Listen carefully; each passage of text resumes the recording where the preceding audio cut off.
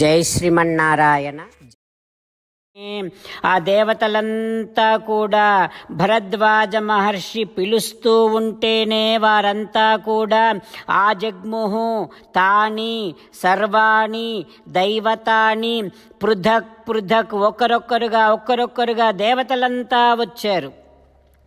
అక్కడ ఉండేటటువంటి ఆ ప్రదేశమంతా కూడా చల్లని చందన పరిమళాలతో కూడినటువంటి వాయువులు వీస్తున్నాయి.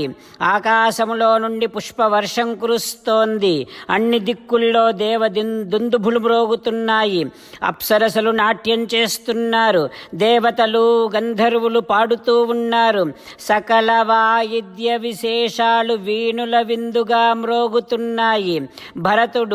భరత సైన్యమంతా కూడా ఆ దృశ్యాలన్నీ చూస్తూ ఉన్నారు. ఆ భరద్వాజాశ్రమం 5 యోజనముల విస్తీర్ణములో ఆ భూమి అంతా కూడా చదునైపోయింది. ఎక్కడ చూసినా నీలమణి వైడూర్యాలు పరిచారా అన్నట్టుగా మంచి మంచి పచ్చిక బయళ్ళు నేల మీద పరచబడ్డాయి.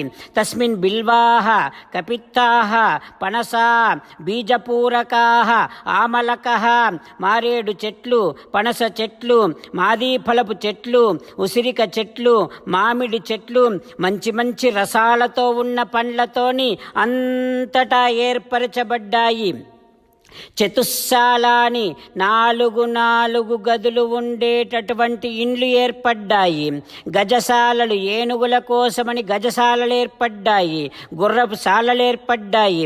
శ్రేష్టమైనటువంటి భవనాలు ఏర్పడ్డాయి. ఎక్కడ చూసినా తోరణమాలలు, ఎక్కడ చూసినా సింహద్వారాలు ఏర్పరచబడ్డాయి. అన్నింటికి మధ్యలో ఒక అద్భుతమైనటువంటి రాజభవనం ఏర్పడింది. మంచి మంచి రంగులతో తోరణములతో అలంకృతమైనటువంటి రాజభవనము సుందరమైనటువంటి పూలమాలలతో సుగంధమైనటువంటి ద్రవ్యాలతో అంతటా చల్లబడి ఉన్నది.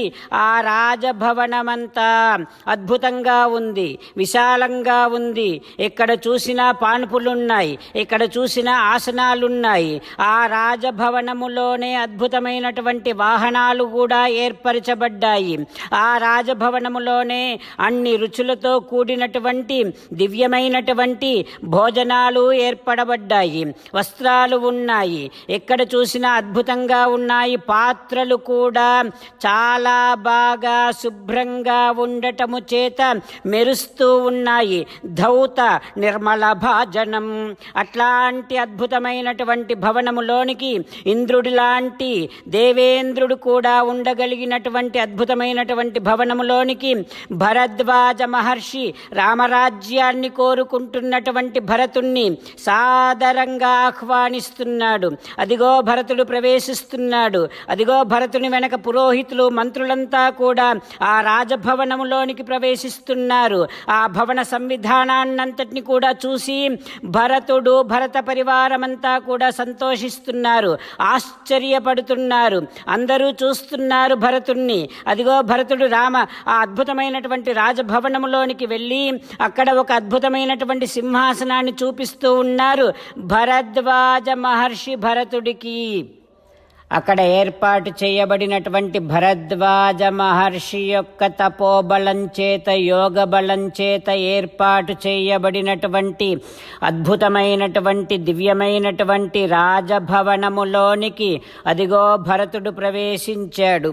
అక్కడ ఒక దివ్యం రాజాసనం వ్యంజనం ఛత్రమే వచ, అద్భుతమైనటువంటి దివ్యమైనటువంటి సింహాసనం ఉంది ఆ రాజభవనములో. చామరాలు ఉన్నాయి, తెల్లని గొడుగు ఉంది.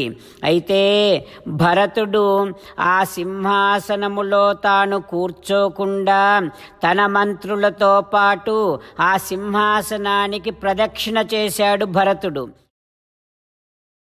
సీతారామచంద్రులను మనసారా ధ్యానము చేస్తూ పరమదయాలువు పరమశివుడు చెప్పిన పరమపావన రామనామాన్ని చెబుతూ మనము రామనామ గానము చేస్తూ ఉంటే అదిగో సీతారామచంద్రులు, పార్వతీ పరమేశ్వరులు, ఆంజనేయ స్వామి, సకల దేవతలు, పితృదేవతలు, మహర్షులు, ఆచార్యులు, భాగవతోత్తములు అందరూ మనని చూసి ఆనందముతో అనుగ్రహిస్తున్నటువంటి దృశ్యాన్ని భావన చేస్తూ నోరారా రామనామగానము చేద్దాం.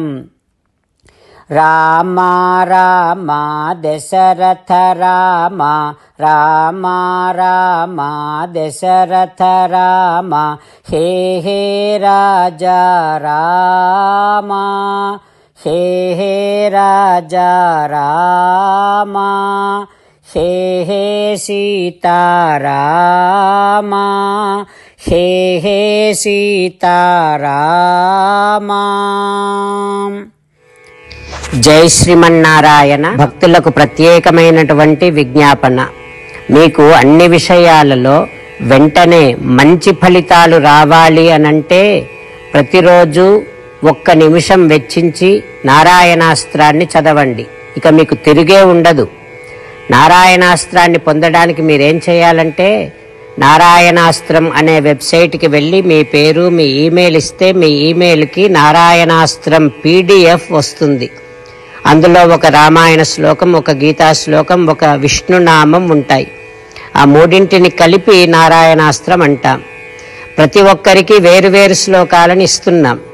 ఆ రకంగా ఎవరి శ్లోకాన్ని వారు ప్రతిరోజు తప్పనిసరిగా చదవటం వలన ప్రతిరోజు ప్రతి 24,000 భక్తులతో ఒకసారి సంపూర్ణ రామాయణ పారాయణ, 33 సార్లు శ్రీమద్ భగవద్గీత పారాయణ, 24 సార్లు శ్రీ విష్ణు సహస్రనామ స్తోత్ర పారాయణ జరుగుతుంది. ప్రతి ఒక్కరికి అంతటి విశేష ఫలితము ప్రతిరోజు లభిస్తుంది. అందుకని మీరు, మీ కుటుంబ సభ్యులు అందరూ ఒక్కొక్కరు ఒక్కొక్క నారాయణాస్త్రాన్ని వెంటనే పొందండి.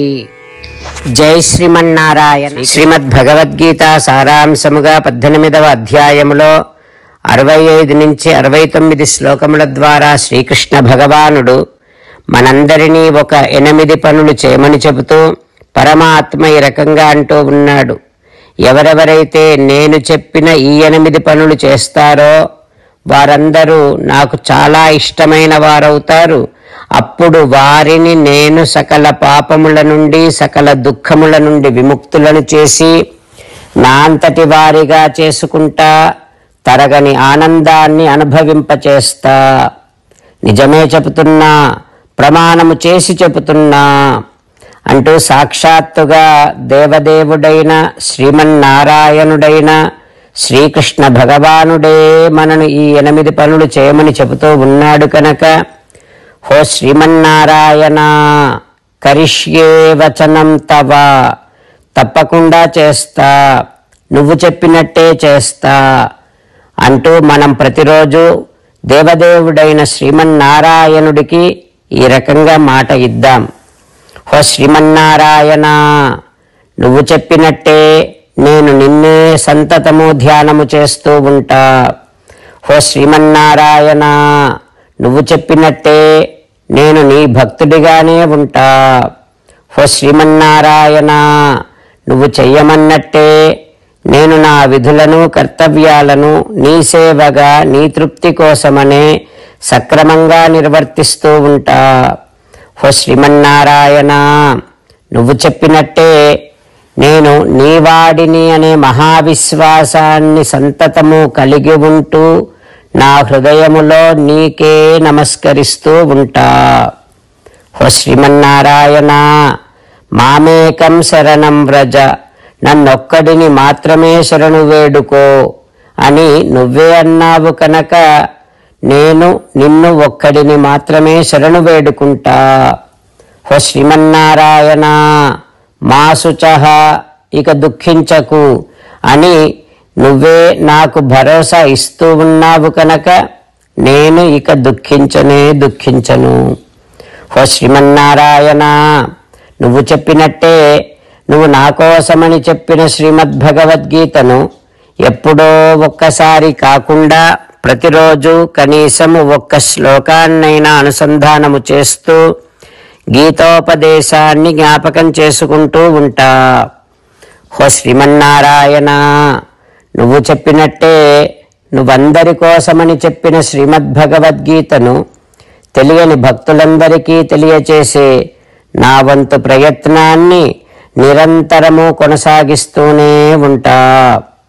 ఓ శ్రీమన్నారాయణ, నేను నువ్వు చెప్పినట్టే చేస్తా, నీకు నచ్చినట్టే ప్రవర్తిస్తా, నీకోసమే పని చేస్తూ ఉంటా. కరిష్యే వచనం తవ.